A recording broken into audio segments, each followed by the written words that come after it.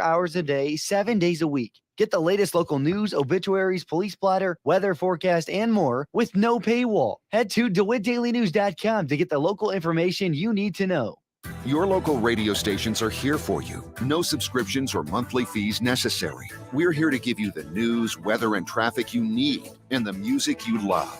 But if the foreign-owned record labels get their way, it could stop the music. They want Congress to force radio stations to pay them more money simply to play their music. Don't let radio go silent. Text LOCAL to 52886 and tell Congress to protect local radio stations. This message furnished by the National Association of Broadcasters. Let's swing open the farm gate together every day on WHOW. I'm Stu Ellis, your host of the long-running agriculture feature called The Farm Gate. I bring the latest news and information on where agriculture is and where it's going to WHOW Ag listeners several times a day. From tariffs to treaties, from the Board of Trade to the running board on your truck, I cover Central Illinois agriculture every day on the Farm Gate. Hear it all on WHOW's many platforms, on the radio or online. Join me, Stu Ellis, for the Farm Gate. It's 8 minutes after 8 o'clock here on this Friday morning. Top of the morning from the newsroom of regional radio and DeWittDailyNews.com. I'm Seth Lawrence with this expanded local newscast streaming to Facebook and YouTube, brought to you by Peterson Insurance, your Pekin Insurance agent in Clinton. Thursday night at the DeWitt County Board meeting, it was brought to the attention of the full board that Marina operator Joe Caldwell is in violation of his lease agreement over insurance coverage. Jay Wickenhauser pointed out the issue is the workers' compensation component of the insurance coverage. It has not been received by the county. Board Chair Terry Ferguson informed the board Caldwell is aware of the issue. I was going to bring it up at the Marina meeting, but I couldn't make it. Yeah. Joe Caldwell and not having his work comp insurance. That needs to be addressed, I think. Yes. Because it clearly states in his lease that he is supposed to present it, I assume January 1st each year, annually. And here it is July, and we still haven't received it. Yes. We sent him the notice about that, I believe. Was that at the end of May meeting? Yes. And talked to his insurance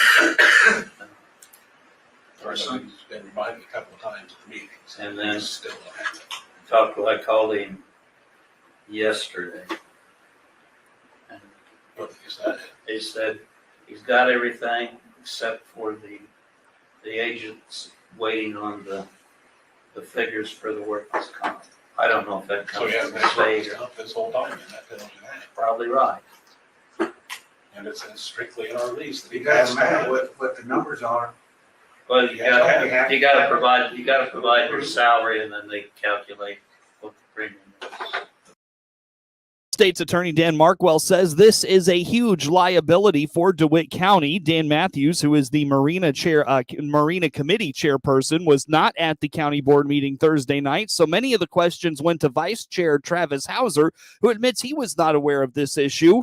It's a huge liability on the county if he doesn't have it, because we're aware of it, and if something happens out there, we're not going to be able to turn around and sue him because, to reimburse us, because we're aware of it and we haven't taken any action. So that needs to get addressed, and of course, that's state law that you're required to carry it. He sent an email. Did I go to everybody? What's that? The email from his agent today? Or No, I yesterday? didn't send that there. He does not have coverage. No. Let me ask Travis, you're a vice chair, Marina, right? Yeah. So when's the last time we had proof of workman's comp? It's a good question. Did we have it last year? No. We had a listing of the. The funny part is about the board is a lot of this stuff doesn't get passed to all the other board members. So I wasn't really aware of a lot of the insurance stuff, but I guess I should have asked. I mean, I don't- it's in the lease. I don't remember getting an email that says that he didn't have it.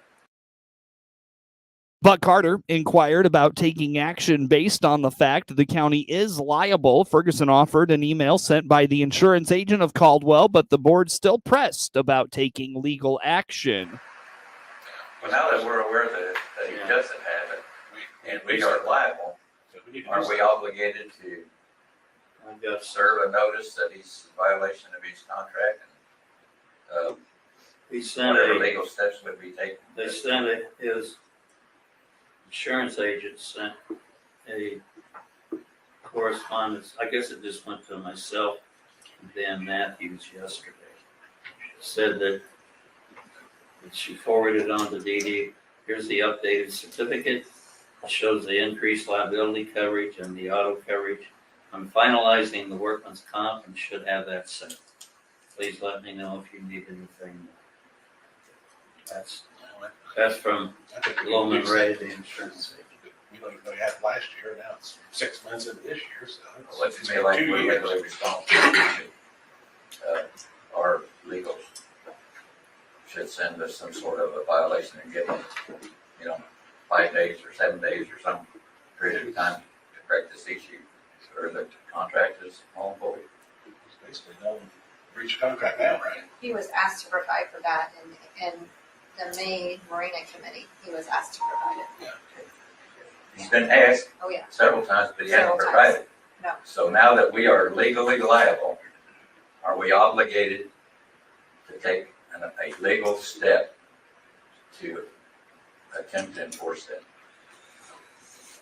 Mr. Markwell? Well, it'd be my opinion that you should take action to protect the county. However, if you're wanting to vote to serve notice that he's in violation and terminate his contract, that needs to get put on the agenda. You can call a special meeting to do that. It need to go on the agenda and then have a majority vote to do that. Markwell says if the board wants him to take legal action against Caldwell, they would need a special meeting to do so because it was not an agenda item Thursday night. With my conversation, Couldn't you just send the notice? I mean, I hear what you said, but couldn't a notice be sent to him? That says like Would that be an emotion? that you have 7 days to correct this, or action will be taken to cancel the contract. Well, I think he's already been told, and from what I just heard in May, that he was supposed to have this Well, he's done. been told by committee members Right. and board members, but he hasn't been told by our legal. Yes, but the board directs me on what we're going to pursue, and it's not on the agenda to address that. We've got 4 board members missing. So I think if you want me to send something, we need to, You want the majority of the board to. yes, the board needs to vote if they think he's in violation and you're seeking to terminate his contract. Then I need a vote of the board to do that. And if the majority of the board says that, then I can send him a letter and give proper notice under the contract that we're seeking to terminate. but then we can't do that tonight because it's not on. The board will hold a special meeting next Thursday at 6 to discuss the issue of Caldwell's insurance. In recent weeks, Illinois Governor J.B. Pritzker has made trips to Vermont and Florida, and a state senator says it's obvious at this point the governor is campaigning for president. State Senator Chapin Rose says when he made this point 2 years ago, people thought he was crazy. He's calling for the governor to work on giving relief to Illinoisans at the gas pump. Guy's running for president. It's the worst kept secret. People laugh when I said that 2 years ago, but it's clear. He's making stops in all the the presidential states that you do if you're running for president. He was in Florida last week, and at a Democrat Party shindig. And I guess my thought is he ought to be back here in Illinois. He ought to worry about where he is today. He ought to be worried about what's going on with the people of Illinois. And I don't know if you saw this or not, but the Commission on Government Forecasting just came out, and the state's going to have about a $1.9 billion unexpected increase in revenues, largely driven by this inflation insanity that's out there right now. Frankly, I think, because of that, we ought to give the people of Illinois some of their money back. I think we got to go give, absolutely permanent gas tax relief. Permanent, not temporary. Senator Rose believes if Republicans in Illinois were given a chance, they would give Illinoisans their money back, while Democrats would continue to spend it. Additionally, they would focus on reducing energy costs. Let's not talk about, namby-pamby tax relief. Let's make it permanent. Let's make it real. Let's put people, money back in people's pockets. The Democrats are making policy choices to spend your money elsewhere. Republicans will give you your money back. Okay, that's the first thing. Second thing is, again, let's go back to energy. Okay, the energy bill they passed that's closing peaker plants, that's closing coal, is just raising the prices of everyone's bills. Their power bills at home, their power bills at work, business, everybody. Okay, that bill that passed just in the last year has skyrocketed rates in Dallas, Illinois. Mm-hmm. And now, if you're lucky enough to be in a community that's on municipal aggregation as a residential owner, you probably haven't been hit too hard yet. But again, it's distorting the marketplace, and so you have some people whose, I think, his rates went from $200 a month to $600, just in a single month. On the other hand, you've got the grid operator themselves saying that we may be talking about brownouts. So let's undo that. Let's get the rational energy policy where we can have stable supply at affordable prices. Those are just some of the things. But crime in Illinois is up, and there's a lot of crime stemming from habitual criminals being released from jail thanks to bail reform. Senator Rose says the way Illinois went about resolving inequality in the criminal justice system is not right. What I say is, once again, JB and the Democrats' prescriptions have, been worse than the disease. I mean, to let everybody out of jail like they've done, it's just most rational, thoughtful people can understand that when bad guys are behind bars, they're not on the streets committing more crimes. It's fairly simple. Yet we've gone through this collective lunacy in this country and among progressive leftists, of which the modern Democratic Party is that they have said, hey, let's do this great experiment, let everybody out and assume it's going to be fine. Those of us who voted no in the first place knew the answer before that didn't stop JB from signing that bill to let everybody out of jail. You can do things like address wrongly accused by making sure you've got the appropriate pretrial, standards in place in prosecutors' offices and among defense attorneys, right? I mean, that's where you address that. You don't address it by letting clearly guilty people run amok on our streets. And that's what they did. And Senator Rose questions where the equity is for the victims of crimes that are committed.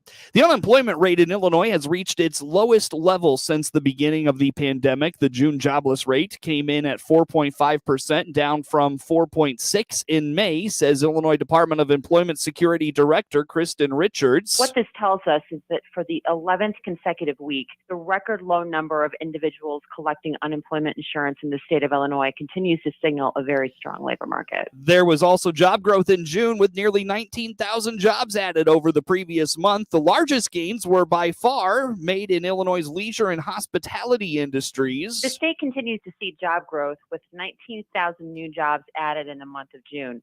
The largest over the month gains include industries like leisure and hospitality, professional and business services, construction, and educational and health services. The national unemployment rate for June came in at 3.6%. Distracted drivers are polluting the roadways more than ever before, and the Illinois Department of Transportation is well aware of it. IDOT spokesperson Paul Whippel says the state of Illinois has a major problem with drivers diverting their attention away from the roads. Distracted driving is really, becoming it's a huge issue, and that's whether you're texting, eating, or talking. I mean, it can be dangerous when you're behind the wheel. So it's a serious issue. Distracted driving it's preventable. You want to protect yourself, your passenger safety, and everybody around you.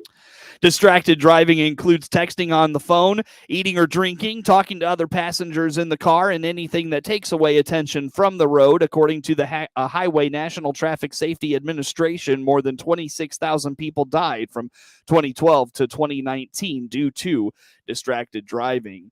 Clean energy proponents are calling on regional power grid operator MISO to move forward with the number of solar and wind projects. MISO manages the generation and transmission of electricity for portions of 15 states, including central and southern Illinois.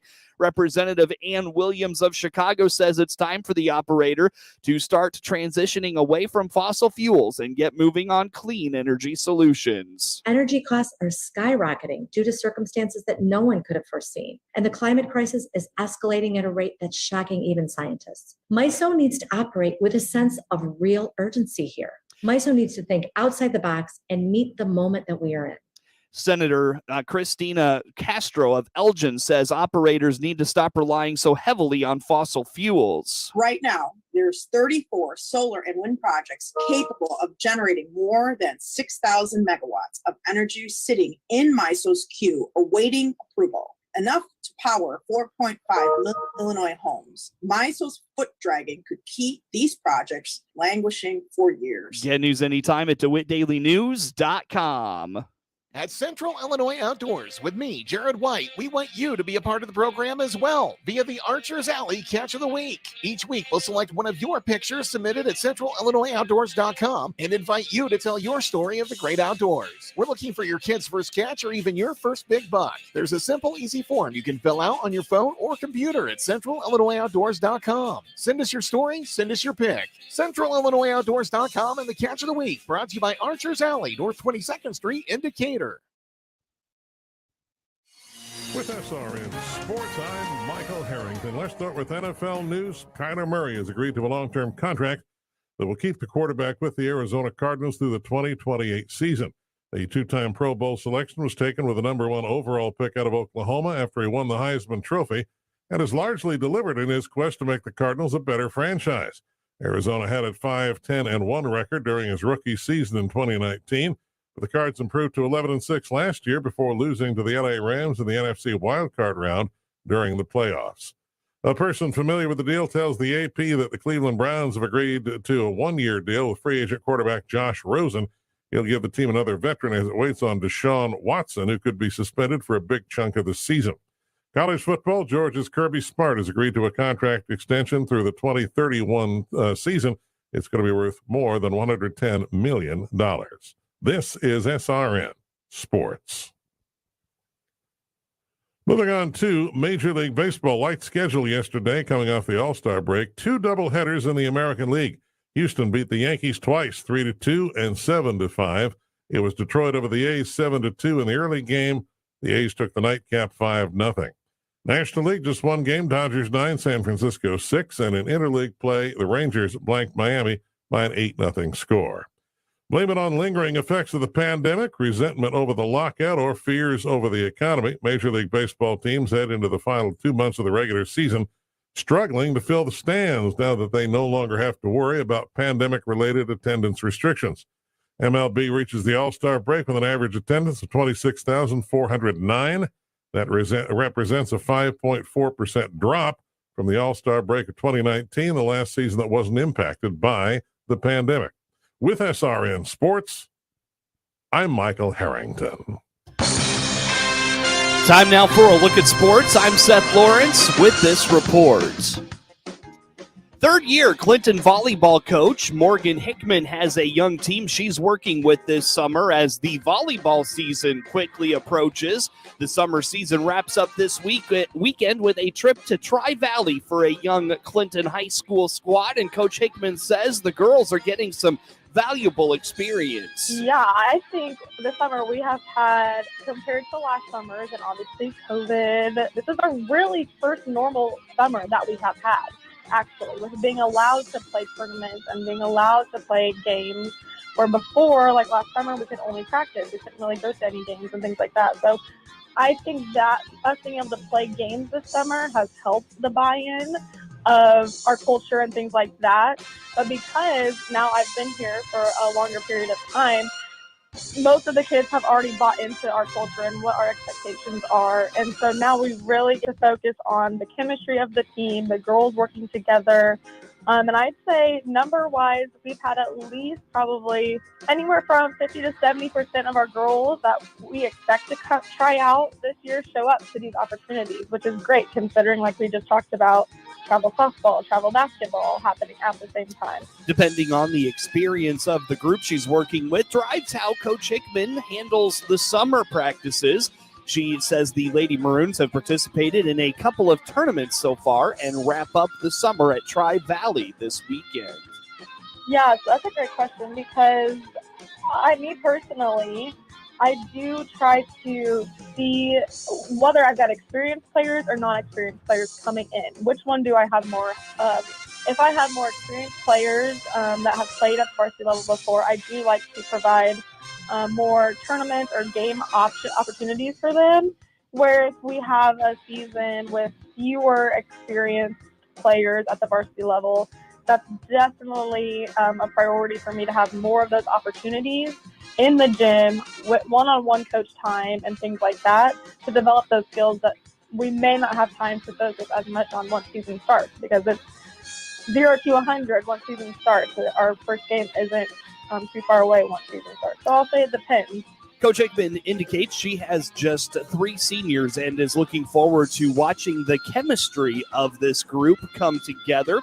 The Lady Maroons will have Meet the Maroons on Friday, August 19th, and open the regular season Tuesday, August 23rd, hosting Tri-Valley. The second half of the Major League Baseball season opens tonight, and the Chicago White Sox play host to the Cleveland Guardians to start the second half. Through the first 92 games of the regular season, the Sox posted an even 500 record at 46-46. They'll look to stay hot as they finished the first half of the season, winning 3 out of 4 over the Minnesota Twins, and they take on the team just ahead of them in the standings, the Guardians, who are 46-44. Lucas Giolito gets the ball tonight for the Sox opposite Cal Quantrill. Here tonight's game right here on WHOW. Pre-game is 6:30. First pitch is 7:10 tonight on the south side. Meanwhile, the Cubs and the Cardinals get the second half of the season off tonight. The Cardinals are in Cincinnati to take on the Reds. It will be Adam Wainwright opposite Graham Ashcraft for the Reds, and the Cubs at home taking on the Philadelphia Phillies. Justin Steele gets the ball opposite Kyle Gibson for Philadelphia tonight in Philadelphia. Get sports anytime from your computer or mobile device at DeWittDailyNews.com.